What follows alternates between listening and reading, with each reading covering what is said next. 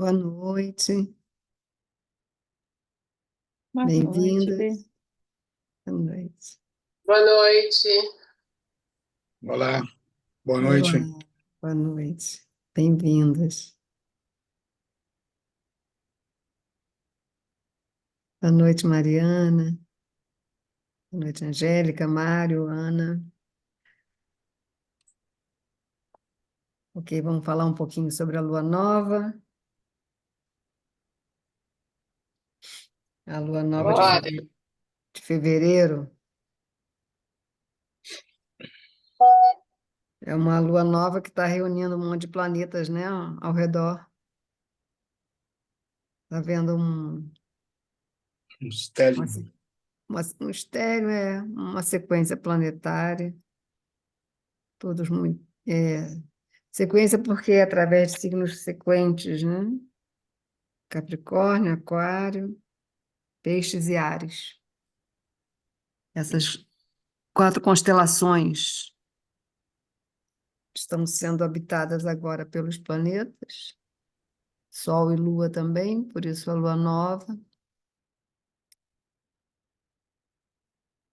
Muito bom tê-los aqui hoje, para a gente poder falar um pouquinho. Espero que não haja nenhuma interrupção por conta de internet, porque teve bastante chuva agora há pouco, com trovoada, mas acho que vai, agora já acalmou, deve correr bem. Então, bem, para começar, a gente já sabe, né, que lua nova é sempre a lua dos ancestrais. Nós estamos hoje ainda no Chaturdasi, que é o 14ª noite da quinzena minguante. Esse Chaturdasi é sempre regido por Shiva, né? E amanhã, o Amavasya, que é a lua nova, com regência dos ancestrais. São os conhecidos como os Pitris.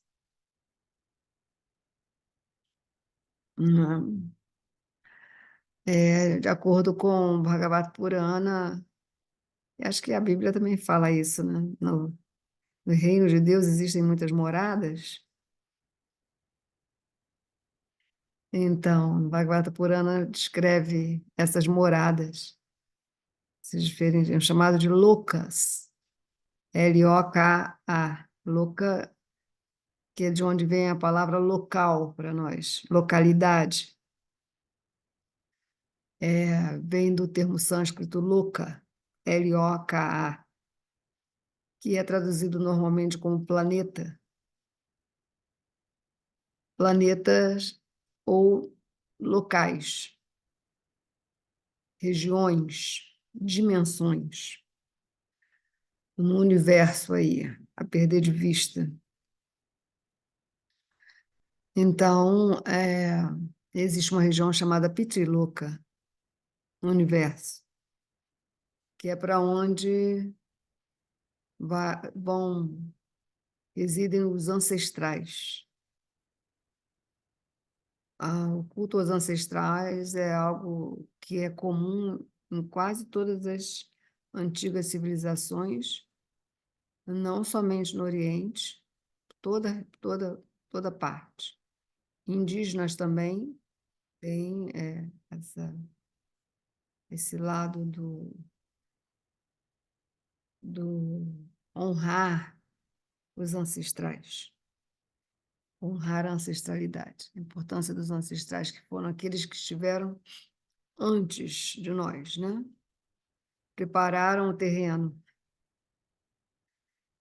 E muitas outras civilizações antigas, Japão, China, as ilhas celtas, nórdicos, toda parte, Havaí, os indígenas no Brasil, todo lugar tem esse culto aos ancestrais, que chama-se oferecer oblações aos ancestrais. Na astrologia védica, a lua nova ela é sempre a lua dos ancestrais.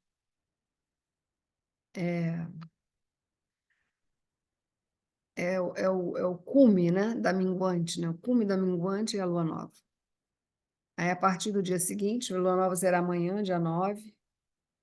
A partir do dia 10, começa a quinzena crescente da lua.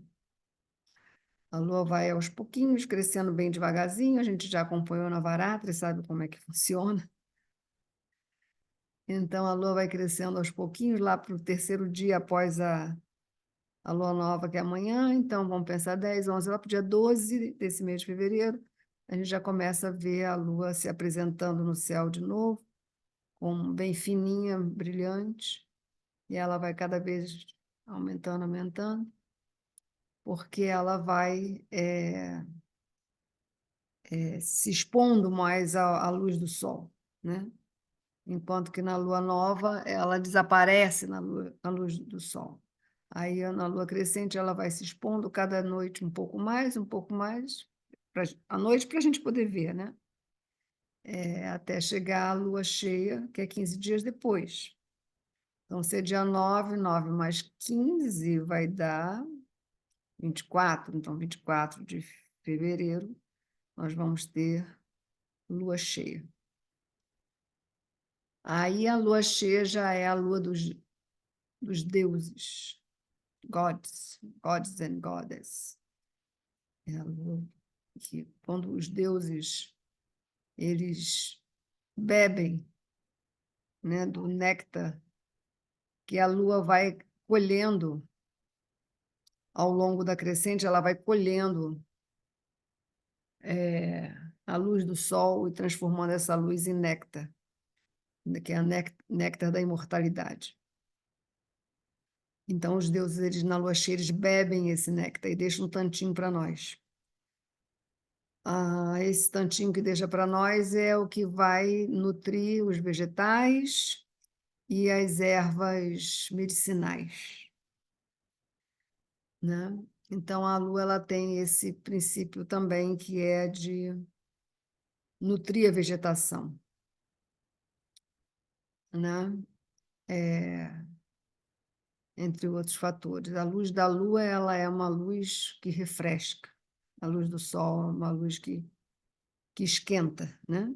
E pode até queimar. A luz da lua nunca vai queimar. Ela é sempre uma luz tênue e fresca, está ligado ao metal prata, a prata, e o sol ao metal ouro. Então, existe isso também no conhecimento védico, a ligação dos metais em relação ao Sol e à Lua, aos planetas e também às pedras preciosas. Também tem relação com os planetas, né? Então, o uso das pedras preciosas, juntamente com os metais preciosos, saber usar isso adequadamente na medida certa, a pedra adequada, a pedra em condição adequada também. O uso, né, correto pode promover para a nossa vida muitas possibilidades, muitas oportunidades. O bom uso, né? O uso correto desses elementos, não de uma forma aleatória, de uma forma correta, a partir de avaliar o mapa de nascimento, os períodos planetários, tudo isso, né? Eu não sei se tem pessoas querendo entrar. Tem sim. Acho que sim, né? Tatiane. Estou com dificuldade aqui de... Deixa eu ver o que eu faço. Agora eu consigo. Admitir todos. Pronto. Porque estão mandando muita mensagem para o meu WhatsApp. Deve ser por isso.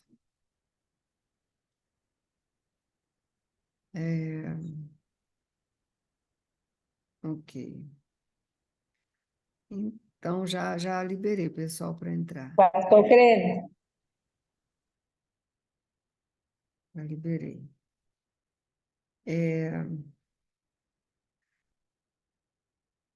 Somos 11 aqui, né? Tá ótimo. Lua nova. Não sei se vocês enviaram alguma alguma mensagem também pelo chat aqui? Não.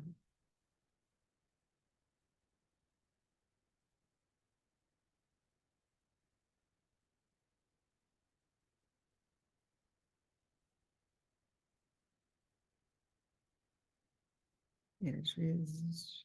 Porque às vezes deixa eu ver se eu apago aqui. Às vezes o Zoom ele faz sumir umas janelas.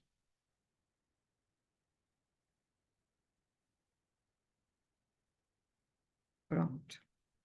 Bem, vou compartilhar aqui com vocês o mapa da Lua Nova, com o horário direitinho, para vocês estarem a par. Praticamente daqui a 24 horas é a Lua Nova, né? Vai ser amanhã às 19h59, praticamente às 20 horas de amanhã, dia 9 de fevereiro, uma sexta-feira, de Lua Nova.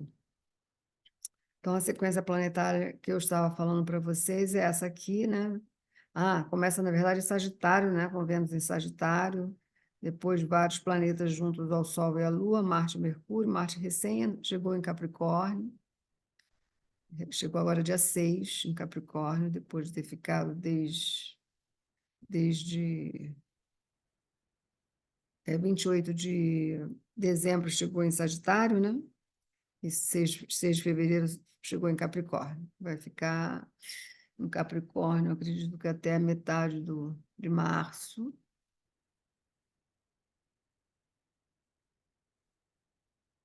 Quem tiver mais certeza disso, me avisa. Data exata aqui, Marte está saindo de Capricórnio, indo para Aquário. E essa época que Marte for para Aquário vai ser um período forte, tá, pessoal? Porque vai ser a primeira vez que vai haver uma conjunção Marte-Saturno. Porque desde que Saturno chegou em Aquário no início do ano passado, Marte não passou por Aquário. É a primeira vez, então, que essa conjunção vai acontecer. E ela é forte, né? Forte porque, primeiro, que Saturno está em domicílio, em Aquário, e a exaltação de Marte, na verdade, em Capricórnio, mas Aquário é muito perto da exaltação, né? De Marte. Então, é quase como se fosse uma continuidade dessa exaltação de Marte, quando ele está em Aquário, e formando essa conjunção. Muito importante vocês observarem onde tem Aquário no mapa, né? Muitas coisas podem ser realizadas com essa conjunção. Muitas coisas podem ser realizadas. Muitos projetos podem ser colocados em andamento, empreendimentos. Agora, tem um chamado assim também de reunir pessoas, né? Então, é possível que haja aí um movimento populacional durante essa passagem de Marte por Aquário. Mas, por enquanto, Marte ainda está em Capricórnio, ainda falta um bocadinho para ele chegar em Aquário.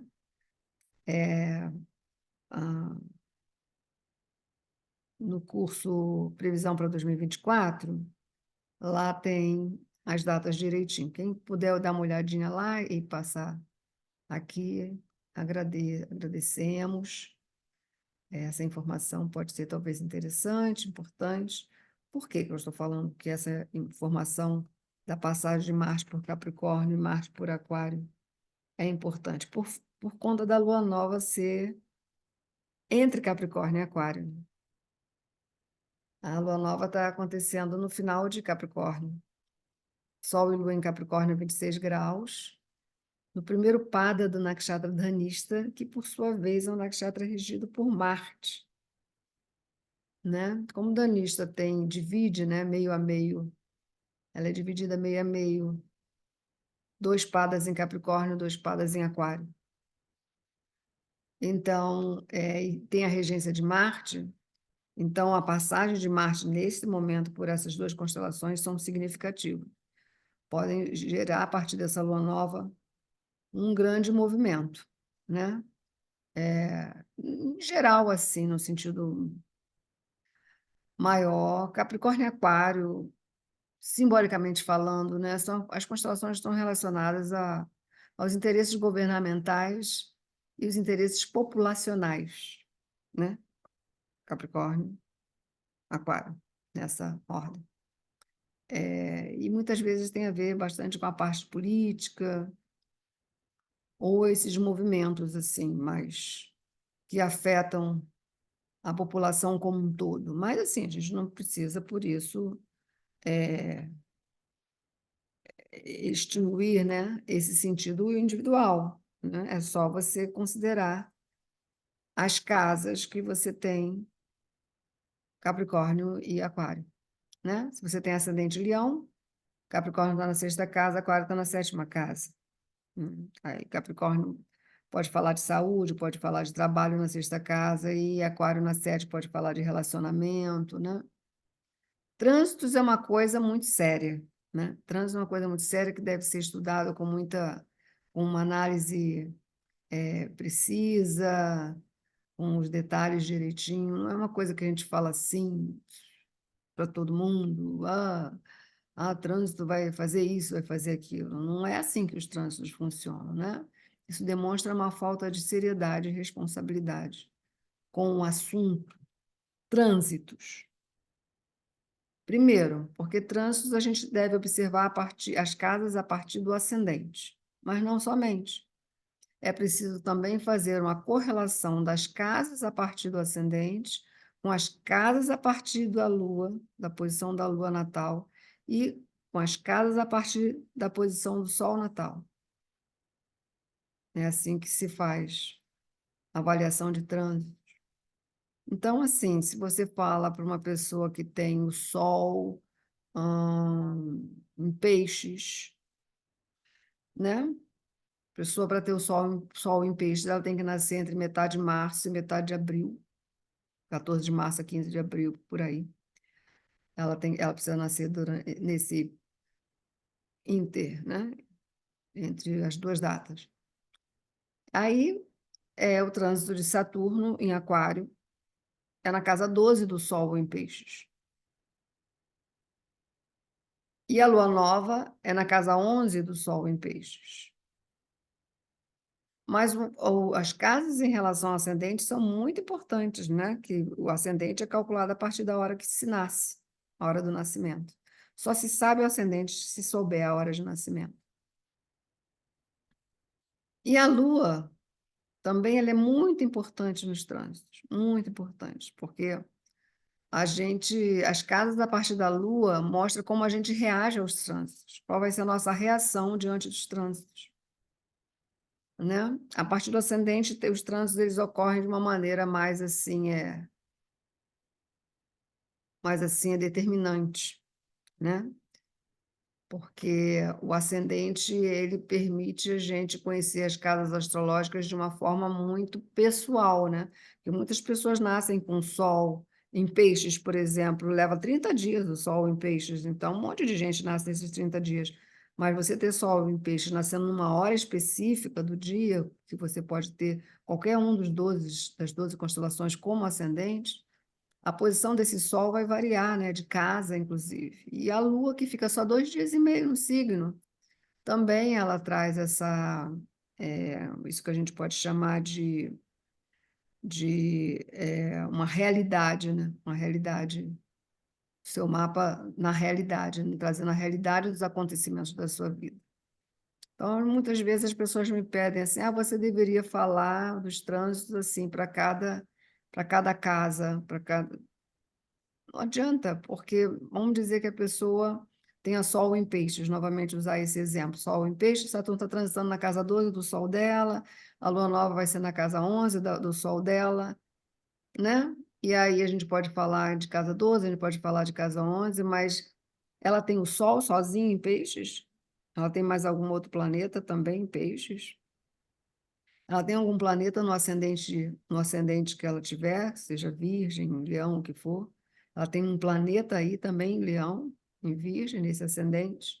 Ela tem algum outro planeta em conjunção com a Lua. Ela tem outro planeta aspectando essa Lua, esse Sol, esse ascendente, né?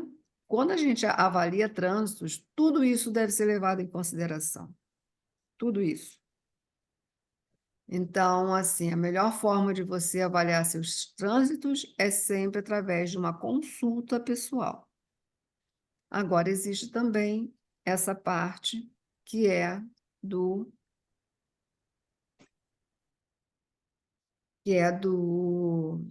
geral, né, que a gente fala, né, do geral, né? Por exemplo, Urano em Áries, desde 2017 até o ano que vem, Urano em Áries, pode promover guerras? Pode. Pode promover coisas bem complicadas em relação a... Porque como Urano é um planeta que faz retorno a cada 84 anos, o que é um retorno? Um retorno planetário é sempre uma tentativa de trazer aquele assunto de volta. Lógico que não vai ser da mesma maneira, idêntico, mas vai haver a tentativa de se repetir o assunto. Então, 84 anos atrás, quando Urano esteve a última vez em Áries, última vez antes desta vez recente, né? Que está desde 2017 até 2025 em Áries. 84 anos foi quando? Lá para 1932, por aí, 34. Esse período teve a história lá na Alemanha com o nazismo, entendeu? Então, um retorno planetário desse gabarito, né, de um planeta como Urano, que leva tanto tempo para fazer retorno, ele traz essa tentativa. Então, a gente fica vendo essas guerras acontecer e tudo mais. Aí passa Júpiter em Áries. Júpiter ele já tem um retorno a cada 12 anos. Então, 12 anos atrás, Júpiter esteve em Áries.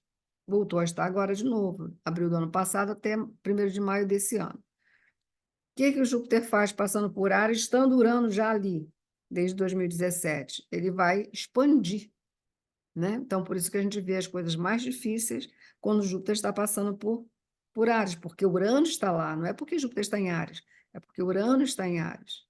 Então, do ano passado para cá, 2 guerras, entendeu? Então, existe também essa visão ampla, né? Uma visão ampla, né? Uma visão... Por favor, deixe os seus áudios fechadinhos. Então, existe isso também. Saturno em Aquário. A última vez que Saturno esteve em Aquário foi 30 anos atrás. Então, se nós estamos em 2024, aí tem que fazer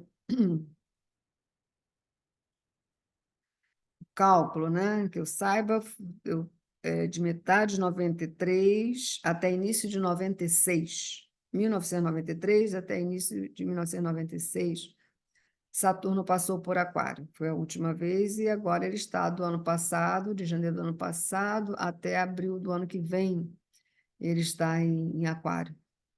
Então, também trazendo Saturno em Aquário, ele é ele é muito forte, né? Quando Saturno passa por Capricórnio, por Aquário, ele tem força total, ou em Libra também. E a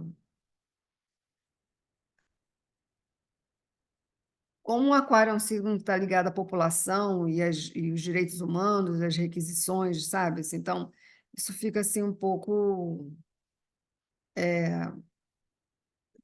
tende a...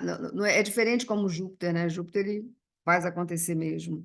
Saturno é aquela coisa mais comendo aos pouquinhos, pelas beiradas, né? Até chegar lá onde ele pretende, né? E quando ele chega para valer. Então, em 2024, a gente pode ter aí algumas questões também dessa natureza, né? De qualquer maneira, assim, a gente está vendo uma população em Gaza sendo detonada, por exemplo, né? Isso também pode ter a ver com Saturno em Aquário. Então, vamos ter bastante atenção nessas 2 fases de Saturno, de Marte, passando por Capricórnio e por Aquário. Bom, como ninguém alguém mandou alguma data para mim aqui? Deixa eu ver. Mas pelo antigo é dia 16 de março. Ana, tá. Da Lua. Ok, Ana. Deixa eu ver aqui. Nós estamos em fevereiro. 6 de fevereiro, Marte entrou em Capricórnio. e sai de Capricórnio no dia 16 de março. E aí ele vai para Aquário, fica em Aquário até 24 de abril, mais ou menos. Até que ele está acelerado, né? Porque Marte vai ter retrogradação no final do ano. Então, antes disso, normalmente ele fica mais veloz. Aí depois, lá na frente um pouco, lá para outubro, provavelmente, ele começa a slow motion, né? Que a gente fala, né? Slow motion é um movimento lento. Então, é isso, né? De 6 de fevereiro até 24 de abril, nós estamos tendo esse passeio de Marte por Capricórnio e por Aquário, e temos que estar bastante atentos nesse período. É muito potente, a gente pode produzir muitas coisas interessantes assim em relação à vida, né? Projetos, trabalho, organizações, empreendimentos, pode também. Mas, no sentido geral, também pode representar aí um caos, tá? Um caos. Aquário é um signo que também tem a ver com a parte midiática, internet, parte eletrônica, né? Desde aviação até foguetes, né? A astronomia é um signo, é um assunto relacionado a Aquário. Astronomia, medicina, música também tem a ver com Aquário. Bom, a gente tem que então colocar nosso foco no nakshatra dhanista, que é então esse nakshatra que é regido por Marte, que é onde está acontecendo a lua nova, e por isso está dando uma ênfase ao planeta Marte, ao movimento de Marte, do dia 6 de fevereiro até o dia 24 de abril, né? Que é o tempo que ele vai passar por esses dois signos, tá? Nakshatra Dhanista é um nakshatra que tem 2 padas em Capricórnio e 2 padas em Aquário, né? Todos os nakshatras que são regidos por Marte fazem isso, eles ficam entre os signos de terra e de ar, né? Nós temos em Touro, de Touro para Gêmeos, nós temos Mrigashira, que é regido por Marte, 2 padas em Touro, 2 padas em Gêmeos, e temos também Nakshatra Chitra, que fica 2 padas em Virgens, outros 2 padas em Libra. Então, é também regido por Marte. Então, no caso de Dhanista, é um nakshatra regido por Marte, ele faz a triangulação com esses outros 2 nakshatras, né, com Mrigashira e Chitra, que são 3 nakshatras bastante criativos. Eles estão relacionados potencialmente à criatividade. Tanto Mrigashira, a criatividade Mrigashira pode ser desde composições, a criatividade literária, principalmente, o dom da fala, o dom da oratória, da pronúncia. Mrigashira é um nakshatra fantástico, ele traz muitos dons, muitos talentos. Chitra também são os talentos visuais, né? Relacionados à arquitetura, decoração, urbanismo, beleza, moda, né? Tudo aquilo que envolve o belo, né? Que você olha assim e fala, uau, que beleza que isso aqui ficou, né? A arquitetura tem muito a ver com Nakshatra Chitra, até porque o Devata é Vishvakarma, que é o arquiteto dos deuses. E Dhanista é o Nakshatra também de potencial criativo relacionado principalmente à música, ao som, à sonoridade, né? Então, o talento musical ele é despertado neste nakshatra. Ele também é conhecido como aquela que une os outros para um propósito comum. Então, o Dhanista também é o nakshatra da reunião, né? Dos encontros, né? Ele tem um lado meio anarquista, ativista, né? Também tem a ver com bandas musicais, inclusive, né, normalmente a música que provoca, né? Tem esse aspecto de provocar, de fazer as pessoas pensar, as pessoas. Danista também tem a ver com propaganda, com publicidade, com transmitir mensagem. O nakshatra é o mensageiro, né? Danista é o mensageiro, é o que vem trazer as boas novas, né? E é um nakshatra também de despertar da consciência, né? Tipo, porque eu falo que Dhanista é um nakshatra barulhento, né? Todos os instrumentos musicais que fazem som de verdade, as bandas musicais, né? O instrumento trombone, instrumentos de percussão também, tudo que faz bastante barulho. Os instrumentos de sopro, os instrumentos de percussão estão associados a Dhanista, e também todos os meios de transmissão, por exemplo, a publicação em larga escala, né? Publicações, levar mensagens para os lugares mais distantes possíveis, levar informação para todos, né? Então tem a ver com jornalismo também.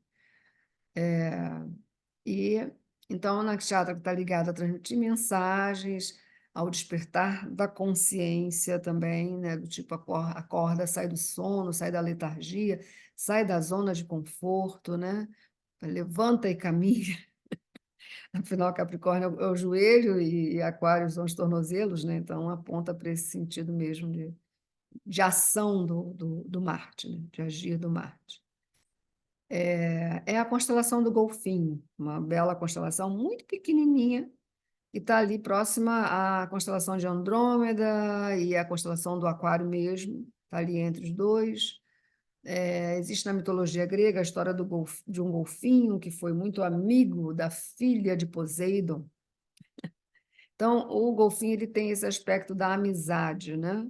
E ele é um ser aquático amistoso, que normalmente anda em grupos, né? Tá lá percorrendo, e eles sempre foram aqueles que ajudaram as embarcações.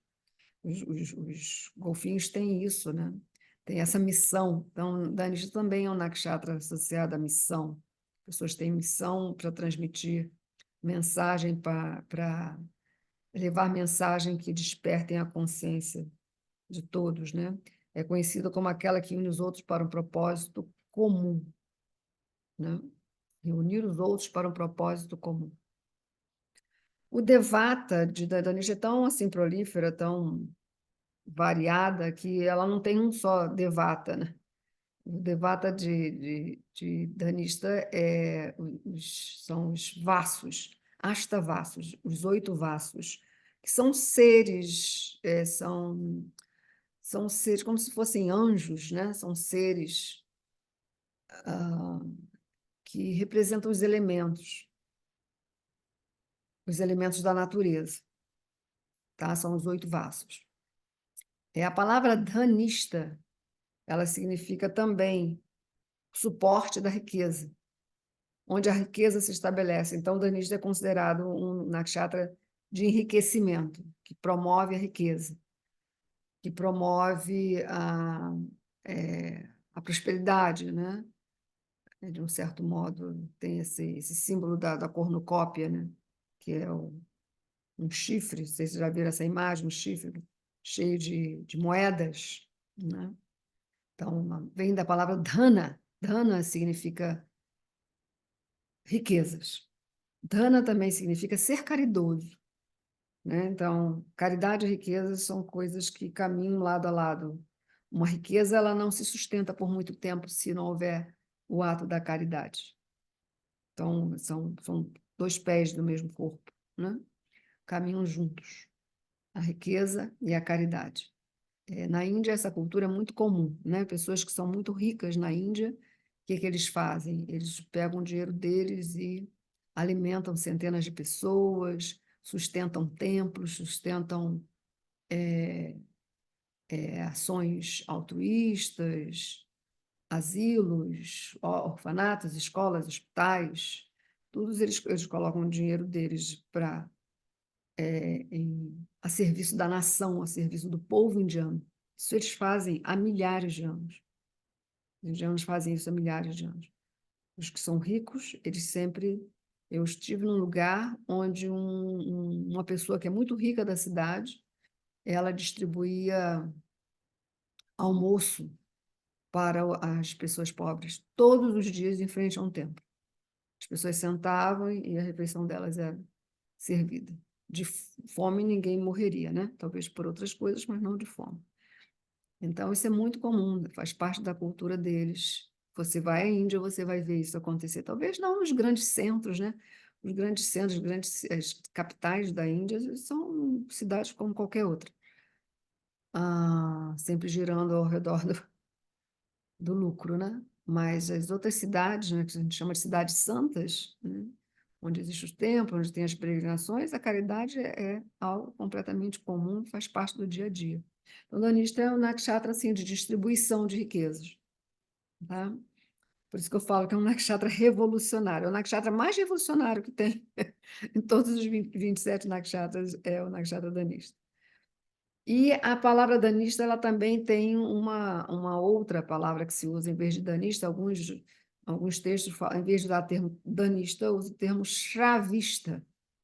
Shravista vem de Shravana, que é o nakshatra anterior. De danista, o nakshatra Shravana, regido pela Lua, danista regido por Marte. Então, o nakshatra Shravista tem essa Shra, né, no início, que é Shravista, Shravana. Shravana significa ouvir, Shravista significa ouvir no superlativo, né? Então, é o nakshatra também do poder intuitivo, que a intuição é essa audição superior que a gente muitas vezes negligencia ou nega, né? Então, Dhanista também é o nakshatra do despertar da consciência, ele faz isso através do incentivo ao uso da intuição, a ouvir a intuição. É o nakshatra também da clareaudiência, né? É o nakshatra do ouvido musical, né? Também tem a ver. E por isso ouvir no superlativo, porque um dos símbolos de Dhanista ou de Shravista é a orquestra. É a orquestra musical onde existe um maestro, né? E existem todos aqueles profissionais da música que cada um toca o seu instrumento específico, né, com tremenda habilidade, e eles fazem disso de forma uníssona, né, de forma harmônica, né? Então todo mundo está ali ouvindo, né, e se beneficiando, né, bebendo daquela sinfonia, né? Então ela é conhecida também como a estrela da sinfonia na Nakshatra Dhanista, tá? Então, um dos símbolos é o tambor, que é o Damaru, é o tambor de Shiva. Então, existe uma presença de Shiva nesse nakshatra, através do instrumento dele. Uma coisa que eu estava meditando essa semana, a respeito das divindades, dos Vedas, né? Que eles têm instrumentos musicais, têm um veículo que é um animal, tem vários braços, carregam armas, né? Diferentes... vamos pensar em Shiva, por exemplo, ele tem o Damaru, tem um tridente, né? Tem o Damaru, que é o seu tambor, ele tem as serpentes enroscadas nele, né? Como se fossem adereços. Ele monta num touro, né? Tudo isso. A gente pensa assim, Shiva, touro, Damaru, tridente, coisas separadas. Não, tudo é Shiva. Tridente é Shiva, o tambor é Shiva, o touro que Shiva monta é Shiva. A residência de Shiva nos Himalaias. Himalaias é Shiva. Shiva reside na floresta. A floresta, né? As florestas dos Himalaias. É Shiva. Né? Ele fala na flauta, a flauta de Krishna. Krishna aqui, flauta. Não, a flauta de Krishna é Krishna. Né? Por isso que se fala, não existe diferença entre guru e Deus. Né? Ele carrega com ele um princípio divino. Então, se assemelha. E esse é o propósito da gente poder ser semelhante a Deus. Somos essencialmente semelhantes, mas devido à ilusão a gente se esquece, então precisamos resgatar essa semelhança, né, divina.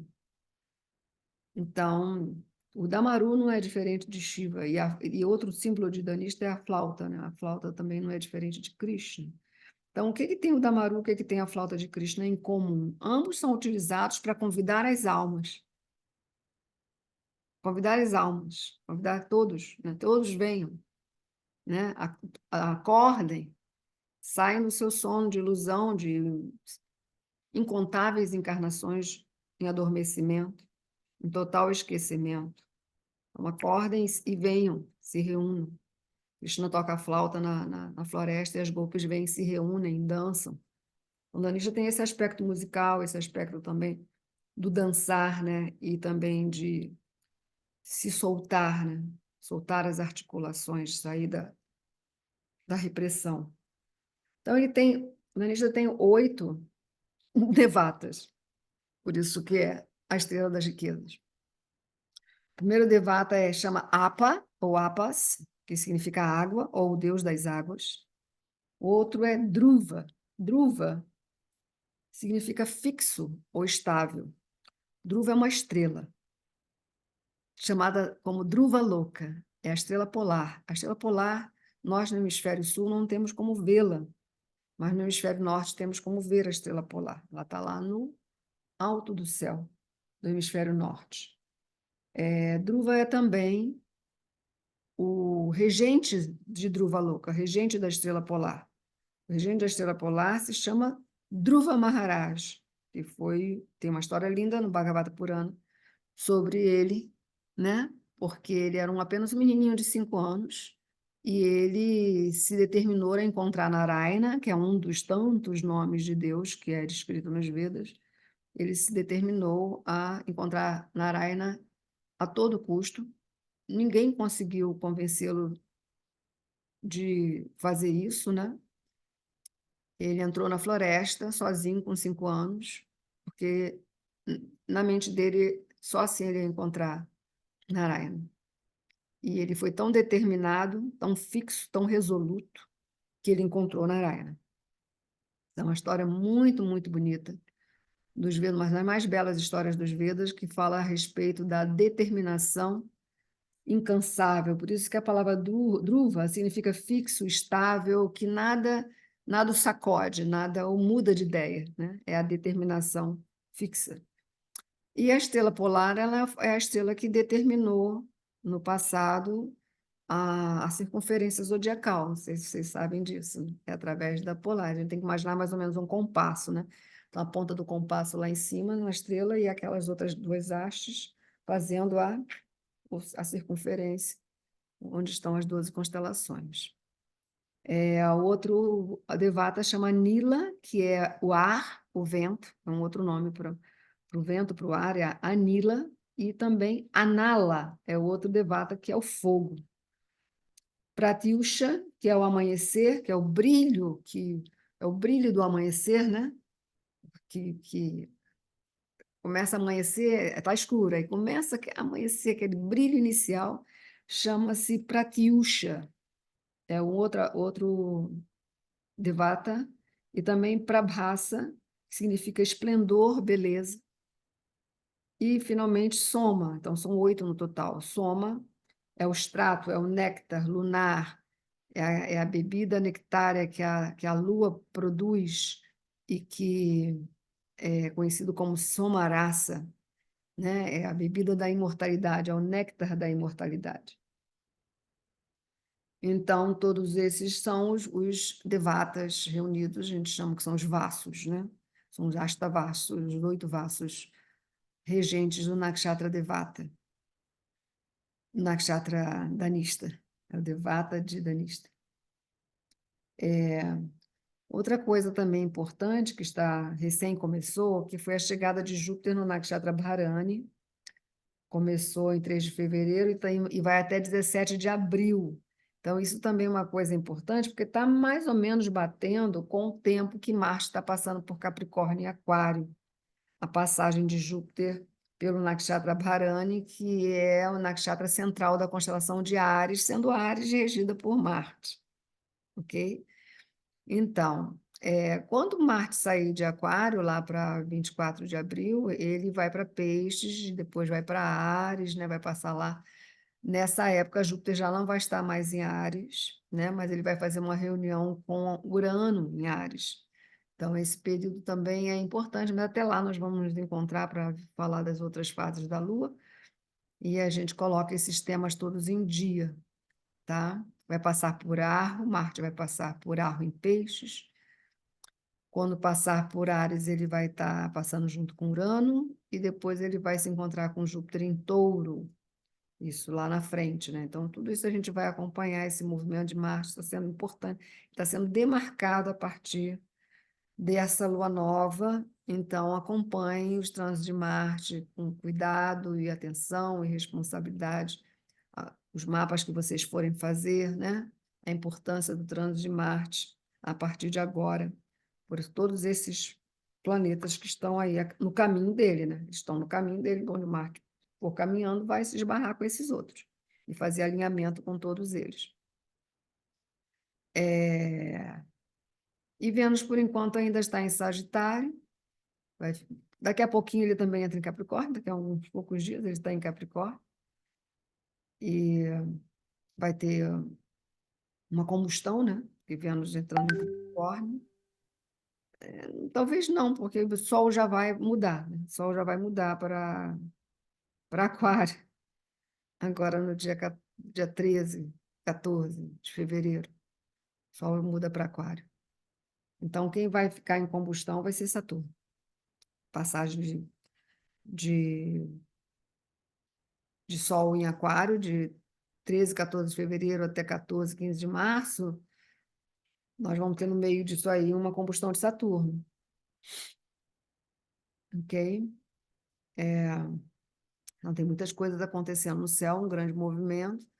Aproveitem bastante essas datas e fiquem atentos ao trânsito de Marte, que é o que é mais significativo, né? As pessoas que não sabem como estudar os trânsitos nos seus mapas, por favor, busquem a astrologia, busquem os profissionais de astrologia que estão preparados, estudados, suficientes para poder dar orientação de acordo com o seu mapa, de uma forma não generalizada, tá? Porque não funciona. Simplesmente assim, não funciona. Pode funcionar de uma maneira muito superficial, mas não vai dentro do que é realmente assertivo, né? A partir do estudo do seu mapa de nascimento. Ok? Então é isso, pessoal. Deixa eu tirar aqui o compartilhamento, saber se vocês querem perguntar alguma coisa.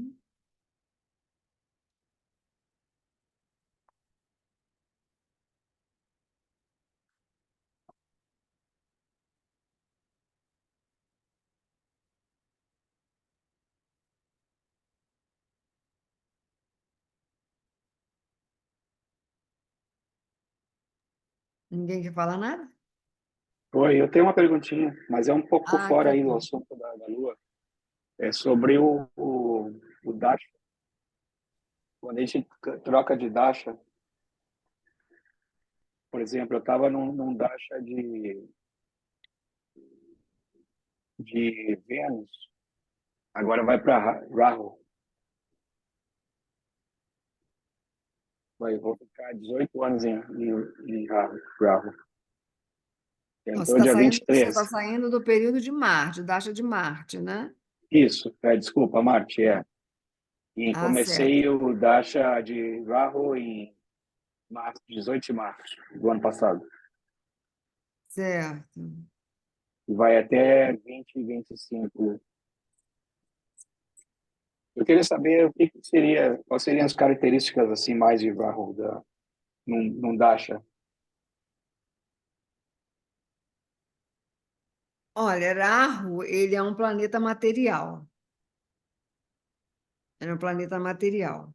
Hum, Geralmente, mas tem, lógico, suas exceções, pessoas que vivem no período de Rahu, isso vai depender em que casa você tem Rahu, em que signo Rahu está, em qual nakshatra que ele está, qual nakshatra que você tem a Lua, para poder saber, a partir do nakshatra da Lua, se esse Rahu aí é um Rahu do nakshatra Ardra, ou do Swati, ou do Satabhisaj. Também precisa verificar Uau. isso. As casas que Rahu aspecta, porque Rahu aspecta a casa seguinte que ele está, no mapa natal, e aspecta também as casas que estão em signos do mesmo elemento que ele está. Elas precisam ser avaliadas também, né? São 18 anos, é bastante tempo. se fala que a pessoa ela pode ter um grande crescimento material durante o período de Rahu, ela pode se desenvolver bem no nível material, né? Profissional, financeiro. Rahu ele tem esse aspecto materialista, do aspecto da matéria, né? Mas Ok. pode ter suas exceções, entendeu? Porque é como eu falei, né? Uma avaliação, assim como trânsito, os períodos também, do mesmo modo, são avaliados dessa forma cuidadosa. Agora, a, o, o período de Rahu, em geral, traz esse aspecto material e também de potência de poder. A pessoa pode alcançar também mais poder na vida, né? Ficar mais poderosa também. Isso pode ocorrer, né? O começo do período de Rahu não é tão complicado, né? O mais complicado no período de Rahu é o último subperíodo dele, lá quase completando 18 anos. Esse é famoso por ser assim, um tanto drástico, né? Todo mundo fala. E o último período é mais complicada essa fase. Aí depois vai para o Júpiter, né? Que aí são 16 anos pela frente. Agora, existe muita variação em relação ao uso de períodos planetários, né? Nem todos os períodos. A gente não. Nem sempre o Vinchotari é o sistema de períodos planetário para todo mundo. Por exemplo, uma pessoa que nasce na lua minguante, à noite, ela tem que usar, para acompanhar suas fases planetárias, mais importante é ela usar o Yogini Dasa do que o Vinchotari Dasa, que é esse que você está falando. Às vezes a pessoa ela nasce com ascendente tal e o Navansa, o ascendente é também o mesmo. Então, existe um outro sistema chamado Satabhidika, que é um sistema apropriado para quem tem o ascendente no Navansa igual ao ascendente do Rasi. Existe também existem vários métodos de períodos planetários, né? Que quando a pessoa ela é bastante esperta em usar os períodos planetários, ela casa um com os outros. Sistema com um, sistema com outro, e aí tem uma avaliação final, em vez de só seguir um e pronto. Para valer. Mas, assim, tirando isso, período de Rahu, em geral, é essa situação. Porque tem casas que Rahu, ele ajuda, por exemplo, Rahu ajuda na 10, ajuda na 11, ajuda na 6, ajuda na 3. Tem casas que ele ajuda, né? Que ele pode ajudar realmente nesse progresso. Em geral, o período de Rahu, a pessoa progride bastante. Ela tem um progresso ao longo desses 18 anos. Né? Ela pode terminar o período de Rahu e lembrar como ela era antes do período Rahu, e ver como ela progrediu durante todo aquele tempo. Então, em geral, traz esse progresso. Em geral, é um progresso material. Mas também Legal. pode ser espiritual, por exemplo, a pessoa tem Rahu na 12, pode ser um progresso espiritual também. E a gente, no período de Rahu, a gente também não considera somente Rahu, tem que pensar também no Ketu, né? Assim como no período de Ketu, que é bem curto, é 7 anos só, a gente também deve considerar o período de Rahu. E outra coisa, durante o período de Rahu, os trânsitos de Rahu se tornam predominantes aos outros trânsitos. Oh, É, ok. tá bom? Tá bom, obrigado. Nada. Pessoal, até mais. Boa noite Namaste. para vocês. Bom Boa noite descanso. aí a todos. Boa lua nova, né, para todos. Fazer alguma oferenda aos ancestrais, né? E esses elementos todos também, muito legal, né? Aproveitar para acender a intuição, criar alguma coisa, escrever algo, cantar, né? Coisas que estão relacionadas a Danista. Mas, assim, pensar nessa questão também de que Danista é um nakshatra de promoção, né? Que promove as ações, promove as decisões, né? Em relação a projetos, a coisas que a gente... Então, nós já estamos no ano 2024, início de 2024, então é uma boa hora para colocar bala na agulha e se É. lançar para frente, fazer coisas. E o mantra seria esse do começo, então, né? O mantrinha, aquele do Ah, começo. sim.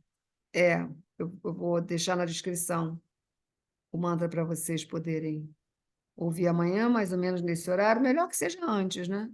Antes do horário, não deixar para não passar do horário. Mas veja também como é que pode, né? Ter os 5 elementos também é importante e pensar nos ancestrais também, né?